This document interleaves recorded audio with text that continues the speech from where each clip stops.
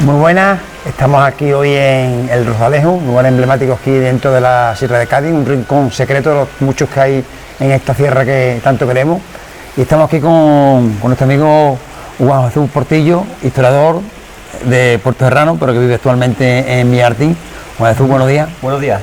Estamos aquí porque se ha efectuado un descubrimiento al nivel de historia en Rosalejo, muy relacionado con la guerra de la independencia con Napoleón, ¿no? Ahora que están tan de moda con la película de Napoleón, ¿no?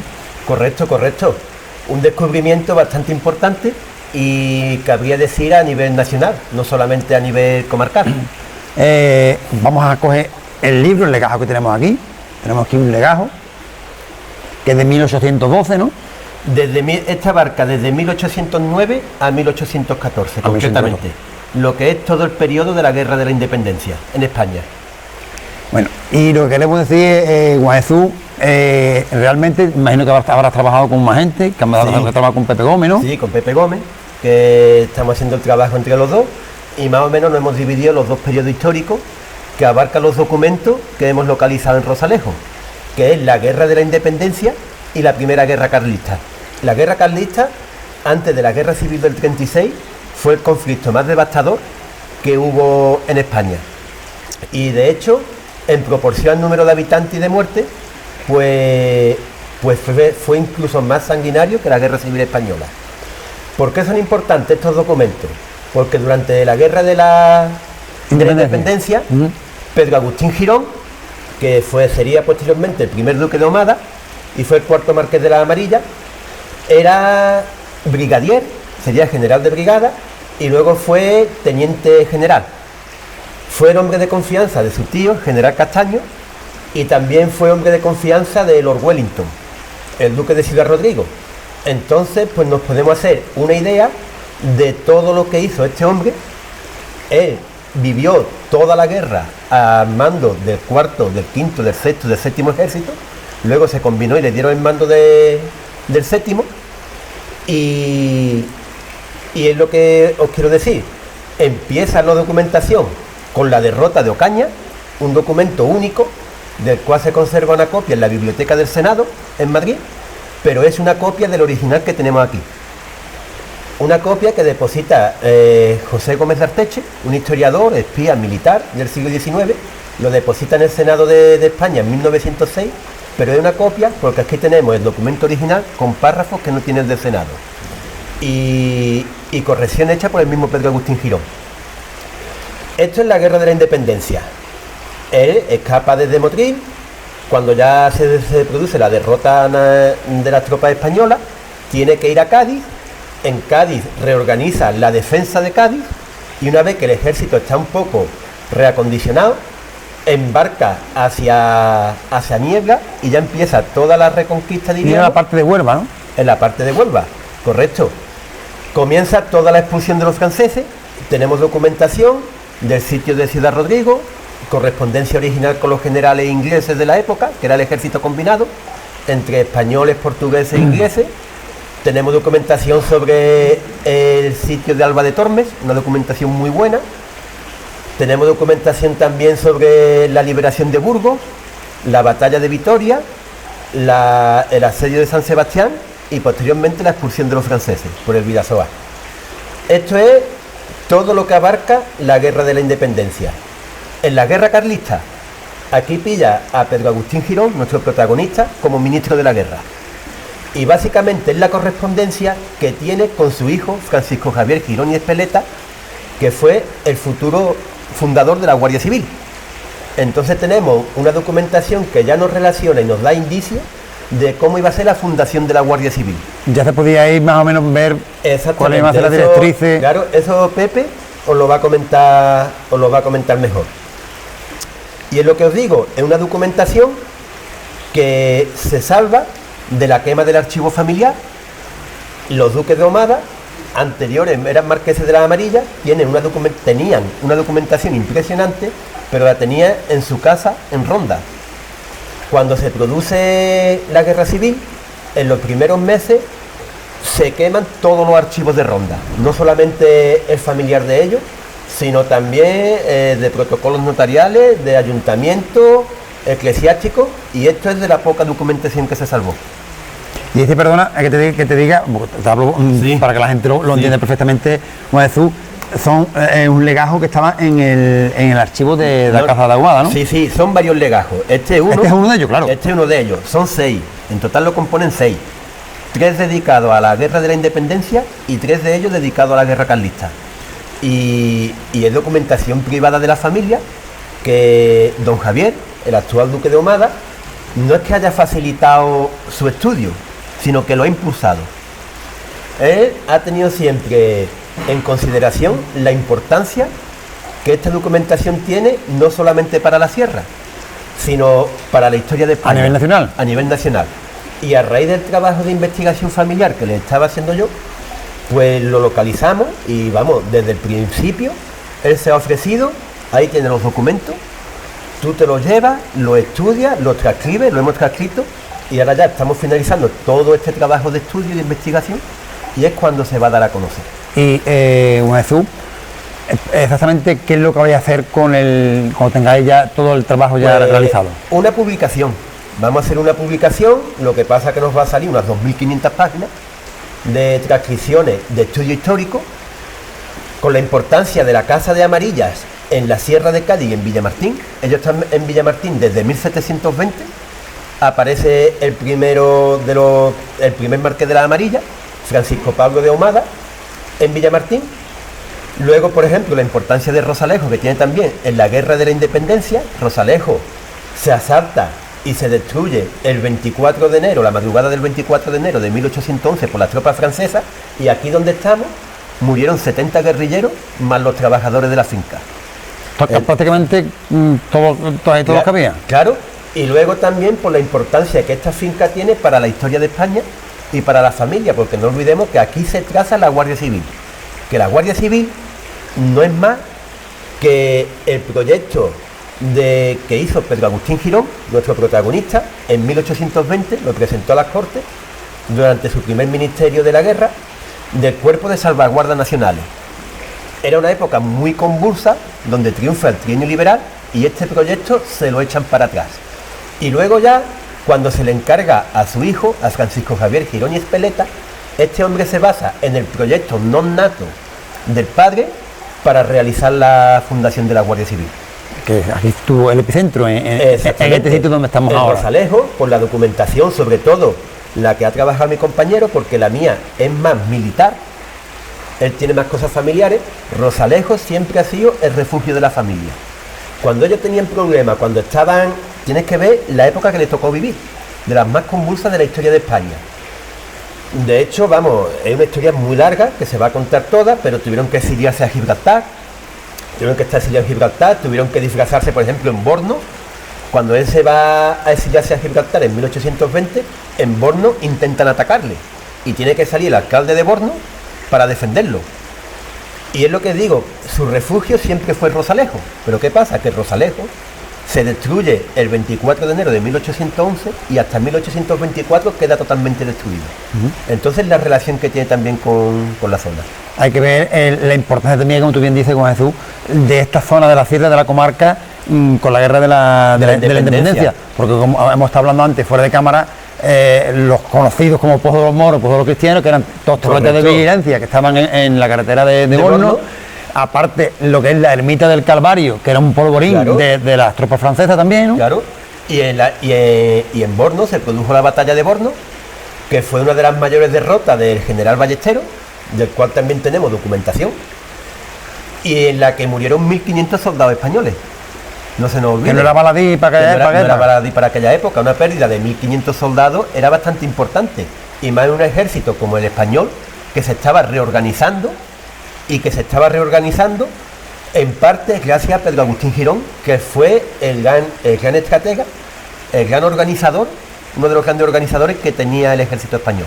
De ahí vienen ahora todas estas recreaciones históricas, porque esta parte de la sierra fue muy participativa, muy activa en aquella época, hablando de algodonales, por ejemplo, el bosque, toda esta zona, el bosque hay bastante. Que fue esta zona, Montellano, que esta fue una de las zonas, como tú bien dices, más convulsas en la Sí, época y ahora claro. mismo que están sacándole un rédito turístico también a aquello. Claro, correcto, correcto.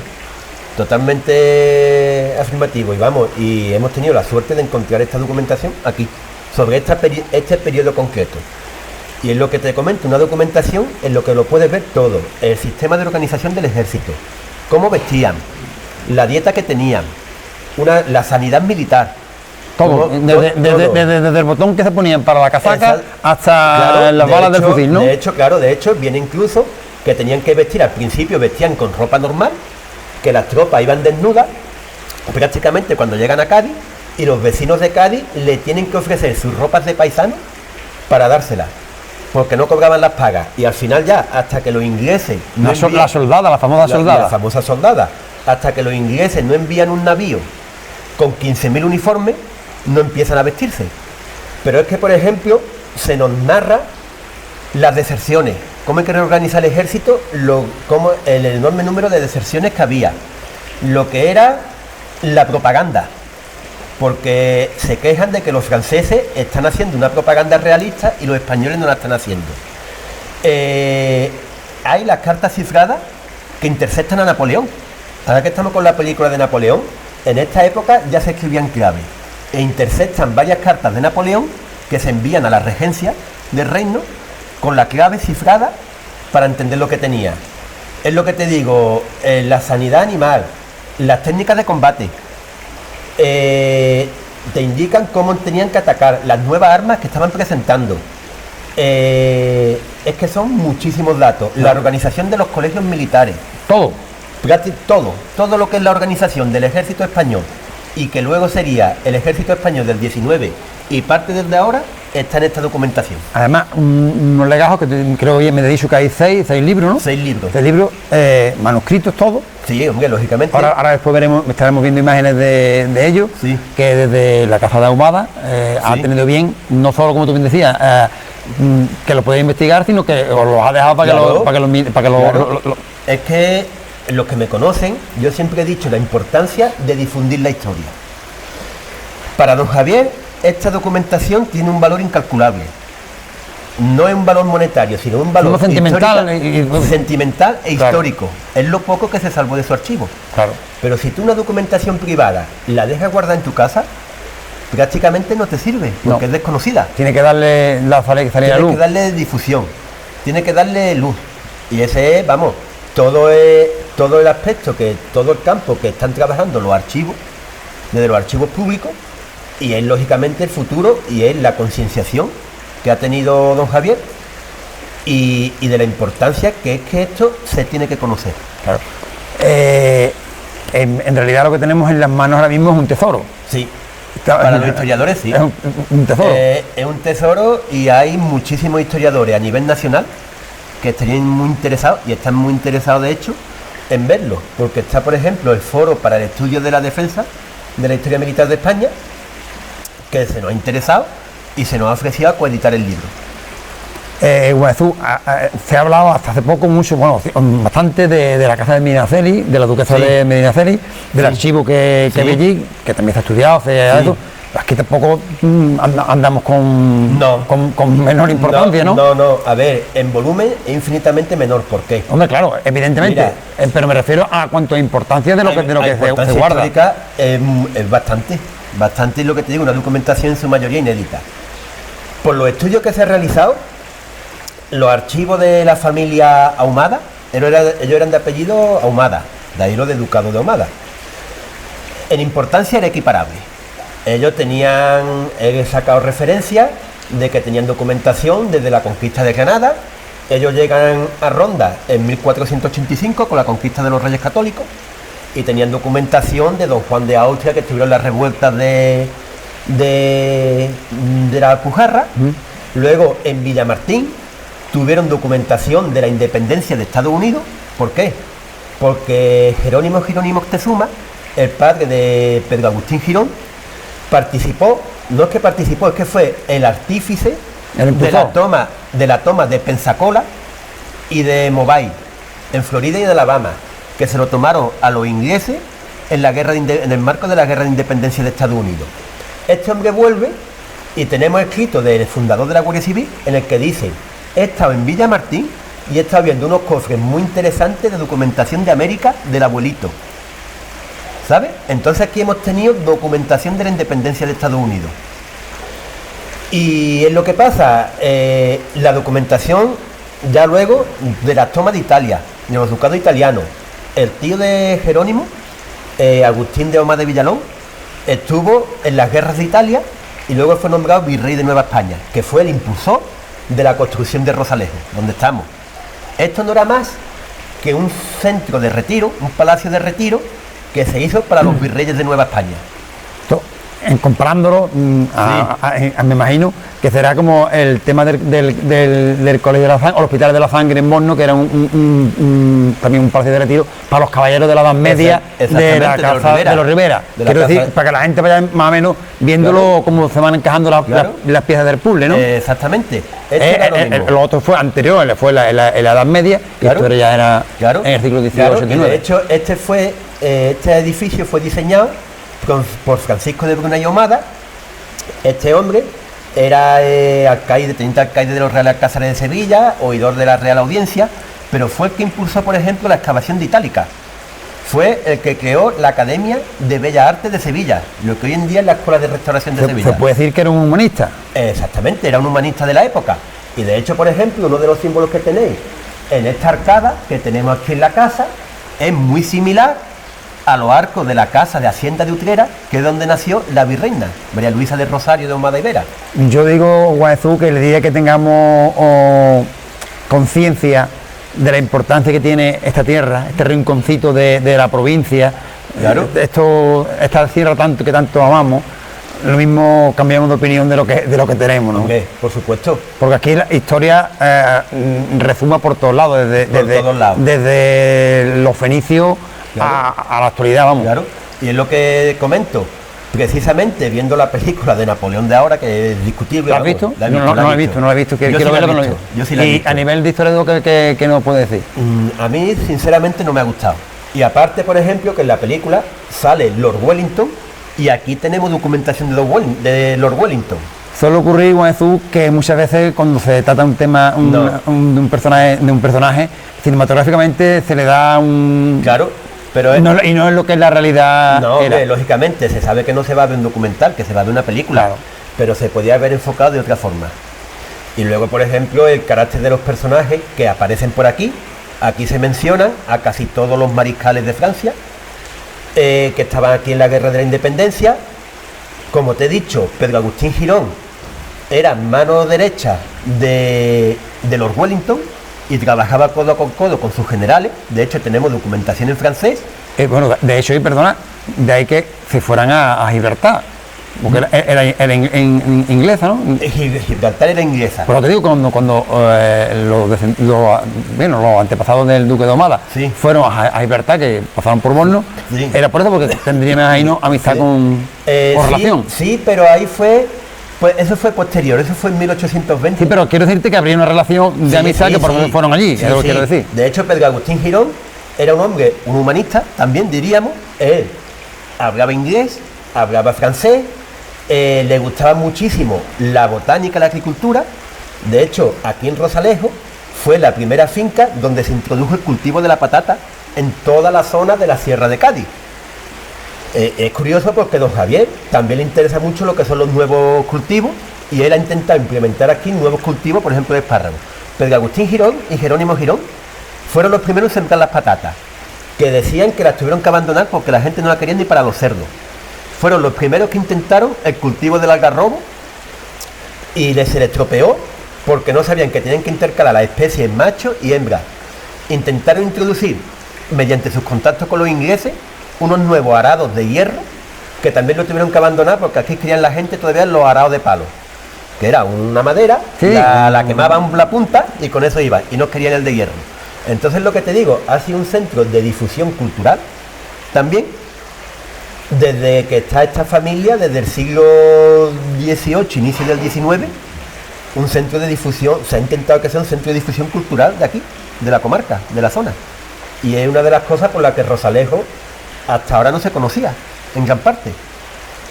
Bueno, afortunadamente, ahora con don Javier, que Sí. es el actual duque de Humada, el Rozalejo está tomando bastante fuerza. Sí. Recordaros, lo hablamos antes de mí fuera de cámara, que hace pocos años, hace un par de años se celebró aquí en Real de Andalucía 2 ediciones. Correcto. Que tampoco es... No es baladí. No es un moco de pavo, vamos. Claro, los concursos de Sierra de Además, Cádiz. los concursos de Sierra de Cádiz. Los campeonatos de cloque.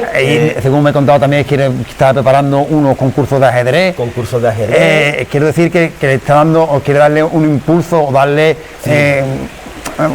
una puesta en valor Correcto. al edificio. Al edificio, por decir algo, ¿no? Bueno, a la zona. A la zona. Yo soy profesor y siempre me ha impulsado que traiga a los chavales aquí de excursión para que vean el edificio, para que se les cuente la historia. La verdad que está haciendo una labor de mecenazgo que debería de ser reconocida. Es que ocurre lo que tú bien decías antes, muy acertadamente, que si tú tienes un tesoro como tenemos aquí este Legajo y con tantas cosas que mucha gente tiene en su casa, guarda cosas antiguas o guarda cosas de historia, es que tenerla guardada tiene un valor sentimental, pero si tú lo das a la luz le está dando aún más valor del que tiene, ¿no? Del que tiene, ¿no? Claro. Porque tú, ¿de qué te sirve tener, por ejemplo, por decirte algo, una colección de monedas de Carice Aurelia? Sí. O algo que te hayas encontrado ahí, si no lo expones. Perfectamente. ¿Para qué los quieres? ¿Para tener en un cajón? Claro.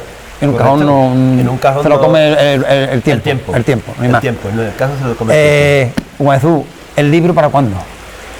Ya lo estamos ultimando y queremos que sea inminente. Inminente te estoy diciendo de cosa de 1 mes o 2 meses. Estamos hablando prácticamente después de Navidad. Después de Navidades, sí, porque tiene que ver que es una obra de consulta. Está la parte primera de investigación, que va a ser toda la historia de la familia Ahumada. Nos ha recogido, hay datos muy curiosos. Por ejemplo, el apellido Ahumada, a mí me llamó muchísimo la atención. El apellido Ahumada no viene más, bueno, esto lo encontré en la Chancillería de Granada, y no lo sabía ni don Javier. Viene de que ellos tenían un cortijo alquilado, arrendado a la ciudad de Córdoba, porque son originarios de Córdoba, en la ciudad de Córdoba, con una torre vigía, como podemos tener aquí la torre de Pajarete, Sí, claro. en la zona de Granada. Y cuando se producían las incursiones nazaríes, hacían señales de humo. Entonces ellos, que eran de apellido Guzmán, empezaron a decirle la familia de la Torre de la Ahumada. Claro, por el Los de humo. la Ahumada, porque eran los que hacían las señales de humo para avisar a Córdoba. Pero vamos, ese es uno de los datos que hay curiosos. Detalle- Son de la familia antes de que desde Córdoba llegaran a Ronda con la reconquista de Granada. Es uno de los detallitos que hay, pero fíjate que se desconocía ese caso. Los de Ahumada vienen por señales de humo para avisar de las incursiones nazaríes. Ya se hicieron, cuando ya se hicieron gaditanos, por decirlo de una forma. Cuando ya se hicieron, bueno, sí, eran de Ronda, ya se hicieron Ya se hicieron gaditanos. Esta fue su posesión más preciada. Y en la parte de investigación se viene cómo se conforma toda la finca de Rosaleo, cómo se construye, todo. Las viñas que había, que por ejemplo en Villamartín, el pago Pajarete, estamos en pleno pago de Pajarete. Claro, el que de ahí viene también el Mosto de Prado Rey, que está justamente al lado. Está justamente al lado. Claro. Pues tenemos el tipo de vino Pajarete que se hacía, las cantidades que había, hasta que llega la filocera que arrasa con todas las cosechas. Esa es la primera parte. Y la segunda parte es historia pura y dura, que son la transcripción de los documentos. Hasta ahora se había editado Los Recuerdos, que son 3 volúmenes, editados por la Universidad de Navarra en 1978, donde no se recoge el periodo de la Guerra de la Independencia. ¿Por qué? Porque este volumen que existió se perdió. Luego lo único que existe es el interrogatorio, la copia del interrogatorio de 1906, que lo publica el Instituto para el Estudio de la Historia Militar de España, que es una copia del original que tenemos aquí. Y luego ya lo siguiente que hay descritos son estos de aquí. Nada más, Jesús, nos quedamos con la boca abierta, Sí. por decir de alguna forma, con tu conocimiento, con la historia que hay en estos libros, con la historia que envuelve este edificio de Rozalejo y todo el entorno, todo lo que esto conlleva. Vamos a oír ahora, si te parece, hacer un pequeño descanso para publicidad. Vamos a oír a Pepe Gómez, que ha trabajado contigo codo con codo, Sí. y nos va a hablar también un poquito más del tema. Mira, un apunte que quiero hacer, y es que vamos a hacer 2 conferencias. Lógicamente en Villamartín. Estamos concretando la fecha, supongo que será para el 20 de diciembre. La estamos hablando ahora para cuadrarlo con la agenda de don Javier. Sobre el 20 de diciembre las concretaremos y se van a dar tanto aquí como en Madrid, porque en Madrid están muy interesados en que vayamos también allí. Imaginamos que este descubrimiento, este libro, este trozo de historia de España, Sí.